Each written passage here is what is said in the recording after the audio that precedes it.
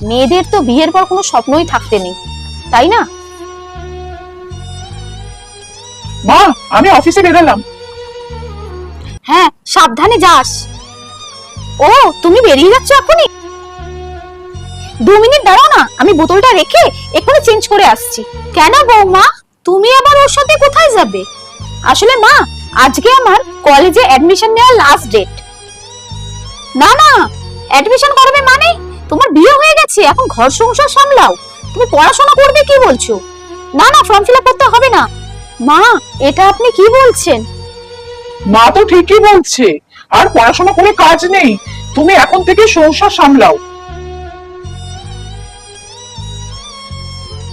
এই বাবু, এনে এই লিস্টের মধ্যে যা যা আছে রেশন থেকে নিয়ে আয়। আমি এখন রেশন যেতে পারবো না, সারা সপ্তাহের পর একটা দিন আমার ছুটি থাকে, একটু বসে টিভি দেখবো। না তুমি এখন বলছো রেশন যেতে, আমি পারবো না রেশন যেতে। পারবো না করবি না, বুঝলি? এখন তোর বিয়ে হয়েছে, তোকে দায়িত্ব নিতে হবে।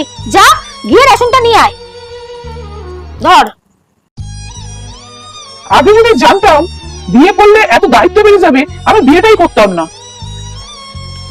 আচ্ছা, তোমাকে সামান্য রেশন আনতে বলেছে, তার জন্য তুমি এত কথা বলছো যে বিয়ে না করলে তোমার ভালো হতো। তুমি ভাবো তো, একটা মেয়ের যখন বিয়ে হয় তখন তার পরিবার, তার আত্মীয় স্বজন, তার সমস্ত সম্পর্কগুলো সব বদলে যায়, তার তো জীবনটাই বদলে যায়। আর স্বপ্ন ছেড়েই দাও, মেয়েদের তো বিয়ের পর কোনো স্বপ্নই থাকতে নেই, তাই না?